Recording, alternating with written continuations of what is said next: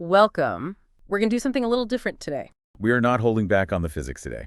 We are skipping the basics. We're assuming you already have a solid grasp on standard black hole thermodynamics, and we're just jumping straight into the deep end. Honestly, that is the best way to handle this material. We are heading straight to the bleeding edge of what we currently understand about quantum gravity and, well, black hole evolution. Right. And our mission for this deep dive is to narrate and really unpack a fascinating, highly technical dossier. It's a 15-slide deck titled State of the System Part 5, Near-Extremal BPS Black Hole Late-Time Behavior. It is a phenomenal collection of research. I mean, we are looking at what happens to black holes at the absolute end of their lives, specifically when they cool down and approach the BPS bound. The Bugomolny-Prasad-Summerfield bound. That's where a black hole's mass equals its charge, and its temperature drops to absolute zero. It's this wild tale of infinite time dilation, paradoxical thermodynamics, and quantum teleportation. Okay, let's unpack this and jump right into the geometry, starting with slide 2, the descent into the throat. And what a strange descent it is. When a black hole nears this extremal BPS state, the space-time geometry undergoes a completely radical transformation. Yeah, the near-horizon region just stretches out. Exactly. It stretches into what we call an infinitely long cold throat, the ADS-2 throat. The local temperature in this specific region just drops completely to zero. And looking at the visual on slide 2, it highlights something called infinite proper time. It shows that as the black hole approaches that zero temperature extremal limit, the radial proper time it takes for an observer to actually reach the horizon, it diverges. It effectively goes to infinity. Which means an observer falling in would experience maximal time dilation. From their perspective, the journey to the horizon simply never ends.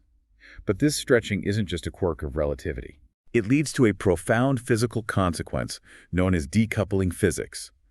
Because spacetime stretches infinitely, the physics happening near the horizon completely and entirely decouples from the asymptotic scalar moduli fields further out in the universe. Let me push on that idea for a second, because that implies a severe disconnect. If the near-horizon physics is entirely isolated from the rest of the universe, how do the scalar fields those moduli? How do they behave? Slide 3 calls this moduli stabilization. Yeah, and it points to a double extremal behavior where these fields freeze. They lock into fixed values. Determined solely by the black hole's own internal charges. That is the attractor mechanism at work, yes. In a standard scenario, the fields around a black hole are influenced by the surrounding universe. But here, as it hits the BPS limit, the black hole's own magnetic and electric charges act as an irresistible gravitational attractor. So the near-horizon values of the moduli are drawn to specific fixed points, completely overriding any outside influence. Precisely. But wait, how do they just freeze independent of their initial conditions at infinity? Doesn't that violate the idea of deterministic evolution? The black hole essentially forgets its past. It seems like amnesia, but it's actually an extreme form of stabilization. The mathematical solutions for these scalar fields converge on a single point defined by the charge. Any excess energy or memory of those initial conditions is just radiated away during the black hole's final evaporation phase. And once that excess is gone, You are no longer left with a standard singularity. You are left with a stable, zero-temperature extremal BPS core. It effectively ceases to be a traditional black hole and becomes a fundamental, stable particle, a soliton. that transition from a black hole to a soliton core is just wild. But how it radiates that final excess energy is where the standard semi-classical models completely break down. Which brings us to slide 4. This slide maps out the late-time emission spectrum. And it directly compares the semi-classical expectation with the actual quantum reality. Semi-classically, we'd expect a black hole to emit a smooth, continuous curve of thermal Hawking radiation, much like the black body radiator. Right, but the quantum reality shown in the data here is anything but smooth. Instead of a continuous flow, we see discrete emission lines and sharp spectral gaps. I mean, it looks almost exactly like an atomic spectroscopy chart. It really does.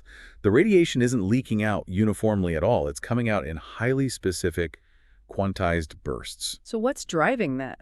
What's fascinating here is the underlying mathematical machinery governing those bursts. In this deep near-horizon region, the radiation isn't governed by standard general relativity anymore. It is governed by Jackie Teitelbaum, or JT gravity. JT gravity, right? Furthermore, it's dictated by a weakly broken conformal symmetry, specifically the PSU 112 symmetry group. Those are heavy hitters in quantum gravity, but what does that symmetry actually force the black hole to do? It restricts the energy states the black hole can occupy. Because of these quantum corrections and the presence of a mass gap, the black hole can't just gradually lose mass. It has to make direct, discrete quantum transitions. Exactly, jumping from near BPS states down to exact BPS states. It behaves more like an electron dropping energy levels in an atom than a massive star collapsing. Which explains those discrete lines perfectly. The slide also mentions these transparency windows. At these ultra-low temperatures, the black hole's absorption cross-sections essentially drop to zero for certain frequencies. Imagine a highly specialized acoustic room that absorbs almost all sound but completely ignores a specific pitch. The black hole literally becomes transparent to specific frequencies of photons and gravitons. It refuses to absorb them. And because of thermodynamic reciprocity, it refuses to radiate them too? Exactly. It enters a cyclic resonant state that completely defies our traditional view of a black hole, just evaporating featurelessly into a vacuum. It is a total paradigm shift. But it gets even stranger when we move to slide 5 and look at the internal versus external dynamics. The research presents these as simultaneous regimes, order versus disorder. We have a dual reality happening at once, connected by that throat-like AdS2 cross S2 geometry. It is a delicate quantum coherent balance. Inside the black hole, the inner Cauchy horizon becomes unstable and approaches a highly ordered, degenerate extremal ground state. It is seeking minimal mass and maximum order. But outside, the space is filled with thermal Hawking radiation, driving the exterior towards a hot, disordered, chaotic state. Slide 6 covers evaporation and temperature counterintuitives. Usually, we think of evaporation as a cooling process. You leave a hot cup of coffee on the counter, it evaporates, it cools down. But the data shows the exact opposite for the black hole's external evolution. As the internal order increases, meaning the internal entropy drops toward that perfect BPS limit, the external evaporation order decreases. The Hawking radiation actually transitions toward hotter, more rapid phases. Yes. The black hole doesn't just quietly fade away into the night. Look at the late-stage bursts graphed on the slide. Just before hitting that final stabilization limit, the system goes through intense final stages that actually mimic regular non-extremal black hole behavior. Getting paradoxically hotter as it gets smaller, radiating fiercely. It behaves like a standard Schwarzschild black hole for a brief moment. If we look at slide 7, if a system is radiating that fiercely, it's losing mass and entropy together. How does it maintain that pristine internal order without blowing itself apart? That tension introduces what physicists call the Aritaki's instability. If you do a linearized mathematical analysis, it looks like the derivatives of these perturbations should blow up infinitely at the horizon, which would destroy the black hole. But obviously it doesn't destroy itself because we end up with that stable soliton core, so what acts as the brakes? Gravitational back reaction. Think of the Aritaki's instability like trying to balance a pencil perfectly on its tip. A microscopic perturbation will cause it to fall. But gravitational back reaction is like a hand continuously adjusting the table underneath, preventing the pencil from ever fully tipping over. So the back reaction forces the system to remain near-extremal for extended periods. It actively regulates the instability, slowing the evolution down to a microscopic crawl. And because of those quantum mass gaps we discussed, where it can only drop energy in discrete chunks, the black hole is fundamentally protected against total decay. It cannot radiate away that final bit of mass. Right. And slide 7 refers to this ultimate state as the black hole graveyard. We are left with these incredibly long-lived, stable reservoirs scattered across the universe. We will definitely touch on the cosmological implications of that graveyard at the end. But first, when we talk about these remnants and how they store information, the literature often trips people up with the terminology. Slide 8 specifically splits the concept into spatial non-local versus quantum non-locality. Let's clarify this for you, because conflating the two is a massive stumbling block. It is a vital distinction. When the literature mentions spatial non-local in this context, it is referring to the actual physical geometry of the fuzzball or the soliton core. Meaning it is not a point-like singularity of infinite density. Exactly. It's a coherent, physical, Planck-scale geometry that has actual spatial extension. The radiation originates from this entire extended physical structure, making the emission spatially non-local. Contrast that with quantum non-locality, which is an entirely different mechanism. That refers to the information channel itself. It is the entangled link, the spooky action at a distance connecting the emitted Hawking radiation back to the internal microstate geometry of the black hole. Spatial is the physical fuzzy structure. Quantum is the invisible entangled tether. Got it. And that entangled tether brings us to a concept on slide 9, the efficiency paradox. If we connect this to the bigger picture, we have to look at how different systems handle information. In classical mechanics, you have an open system. As you add energy, entropy increases, things get messier, and radiation efficiency decreases. Thermalization basically destroys your ability to extract useful work or information. But the BTS near-extremal reality operates under entirely different rules. It is a bound, highly ordered system. And the data shows that as entropy increases in this specific quantum regime, the quantum channel efficiency actually increases. Because the radiation isn't just leaking random thermal noise. Near the BPS bound, the system is unwinding a highly ordered quantum configuration, which theorists often model as intersecting d-branes in the bulk geometry down into its stable ground state. Moving to slide 10, entropy here essentially acts as an information carrier. The dossier points out that if you move just slightly away from exact zero temperature, so you have a near-extremal state rather than a pure extremal state, you activate the channel. That tiny bit of thermal energy allows for robust, non-local quantum correlations. A higher entropy in this state means a mathematically higher number of available microstates.